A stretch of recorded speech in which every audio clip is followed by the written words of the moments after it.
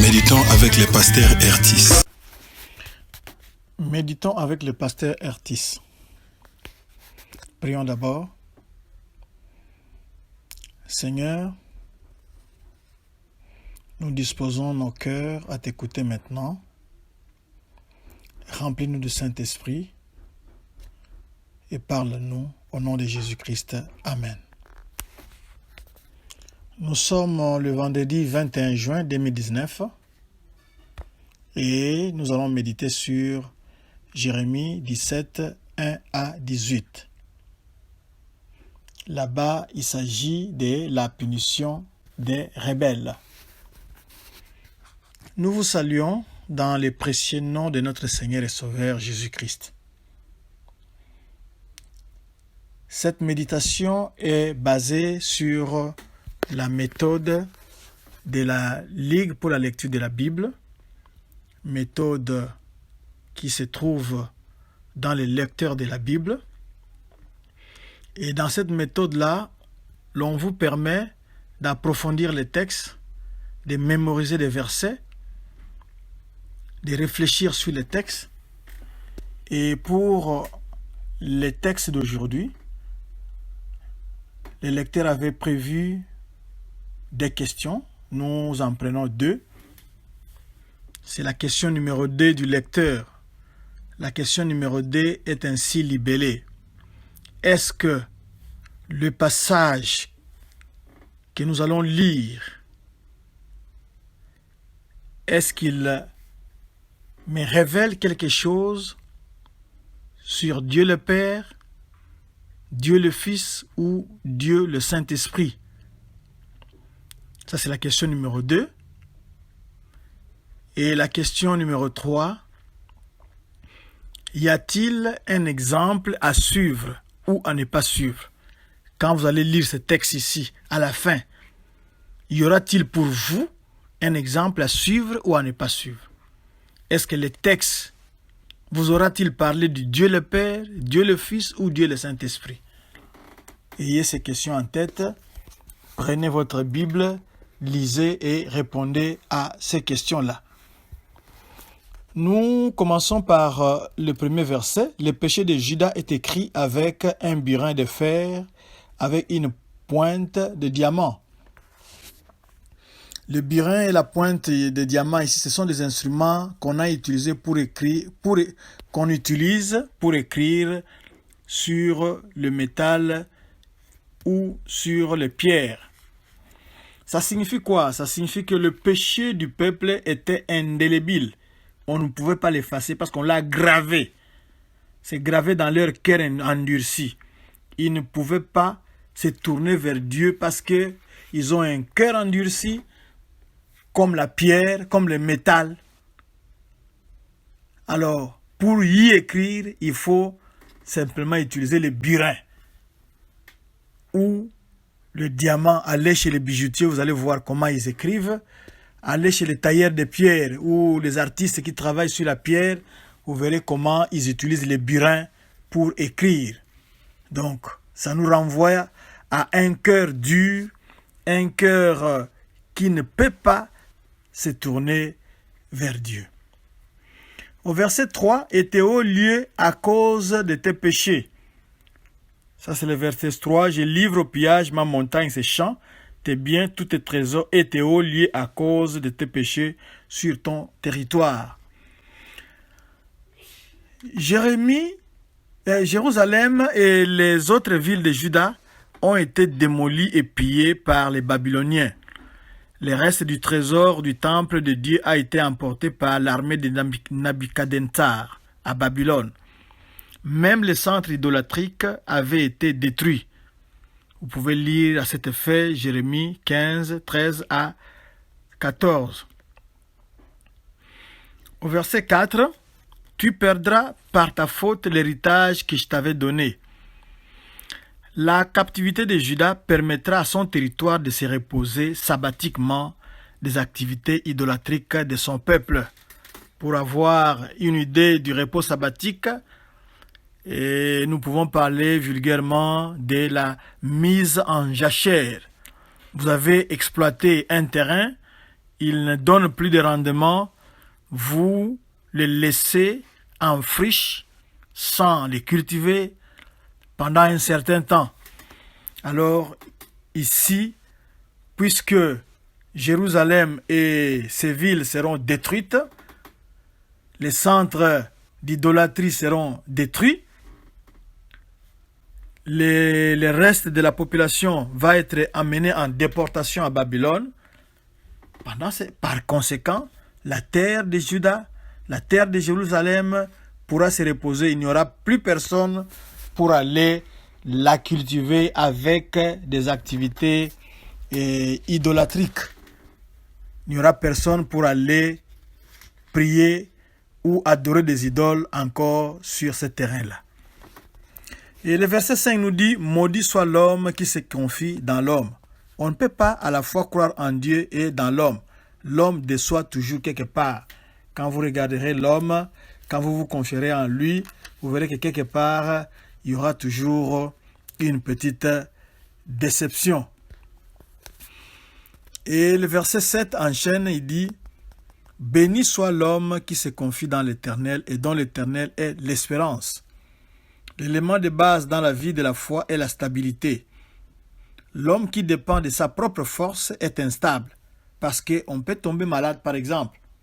Mais la foi en Dieu apporte la stabilité et la bénédiction. Si vous cherchez la bénédiction, confiez-vous, appuyez-vous à l'Éternel et lui qui est la source de bénédiction, cette bénédiction pourra couler dans votre vie.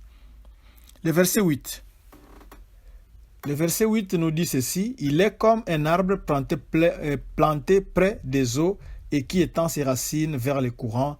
Il n'aperçoit point la chaleur quand elle vient et son feuillage reste vert.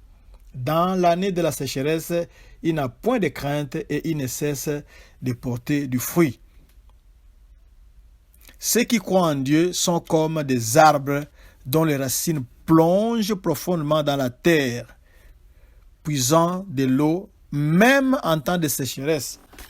Quand il y a la sécheresse, celui qui croit en Dieu, celui qui s'appuie en Dieu, est comme un arbre qui est planté près d'un cours d'eau et ses racines plongent très profondément, de telle sorte que même s'il n'y a pas de pluie à la sécheresse, ses racines sont en train de recueillir l'eau des sources souterraines, des nappes aquifères, des nappes d'eau qui sont sous la terre.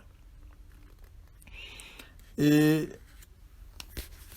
cette idée nous renvoie au psaume 1 que vous pourrez lire. Par exemple, au verset 3, il est dit, il est comme un arbre planté près d'un courant d'eau qui donne son fruit en sa saison et dont le feuillage ne se flétrit point. Tout ce qu'il fait lui réussit. Pourquoi? Parce que il a ses racines plongées en Dieu, plongées dans la parole de Dieu.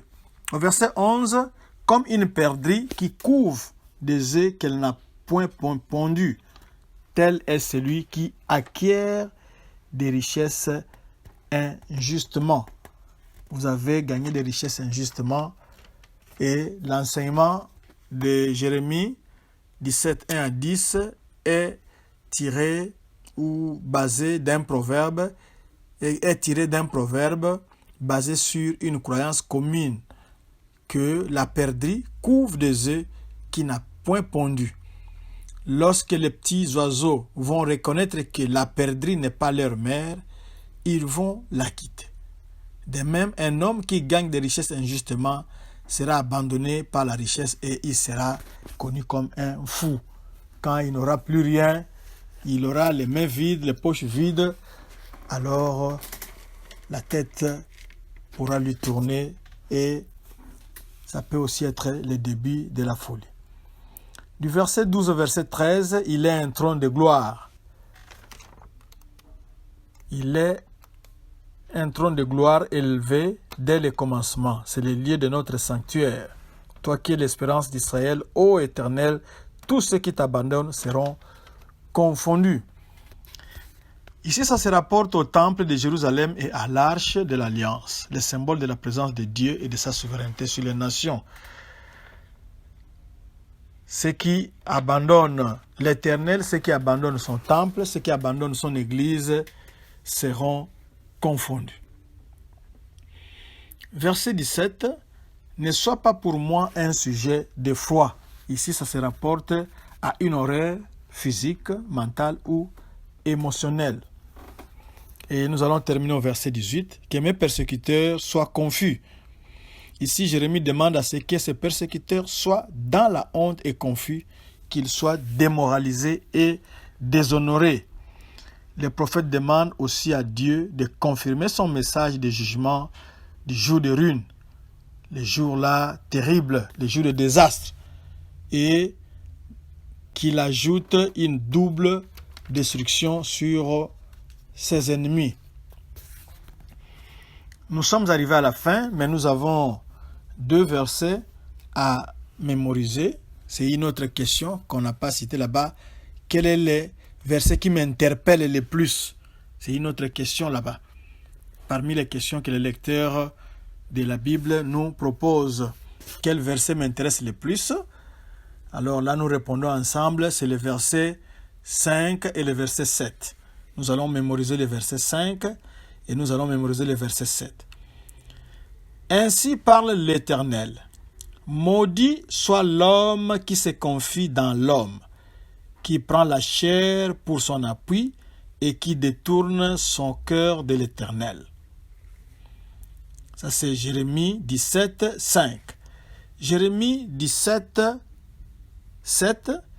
Béni soit l'homme qui se confie dans l'Éternel et dont l'Éternel est l'espérance. Nous avons 2 versets, Jérémie 17, 5 et Jérémie 17, 7. Et nous avons répondu à 2 questions. Est-ce qu'il y a un exemple à suivre ou à ne pas suivre? Ce verset ou ce texte me parle-t-il de Dieu le Père, Dieu le Fils, Dieu le Saint-Esprit? À vous de répondre avec vos Bibles. C'est pour cela que on a utilisé le burin pour montrer que Israël avait un cœur dur. Dieu avait promis de transformer le cœur, d'écrire sa loi dans le cœur, de transformer le cœur de pierre, où on doit utiliser le burin pour graver en cœur de chair. C'est ça notre prière en ce moment. Seigneur, nous venons à toi avec nos cœurs endurcis, nos cœurs qui, de notre propre gré, de notre propre force, ne peuvent pas te chercher, ne peuvent pas te trouver. Laisse que toi, le Dieu qui prend d'abord l'initiative de sauver l'homme, que tu travailles dans nos cœurs, que tu les transformes en cœurs de chair, que ce ne soit plus des cœurs endurcis, des cœurs de pierre, mais que cela devienne des cœurs de chair. Grave ta parole dans nos cœurs de chair pour que nous puissions facilement et aisément obéir à ton commandement. Merci de nous avoir aidés et parlé en ce moment. Par le nom de Jésus-Christ. Amen. www.églisedoxadeo.com. Cliquez dans les sermons. Ensuite, cliquez dans le blog. Vous retrouverez cette méditation et d'autres ressources. Que Dieu vous bénisse.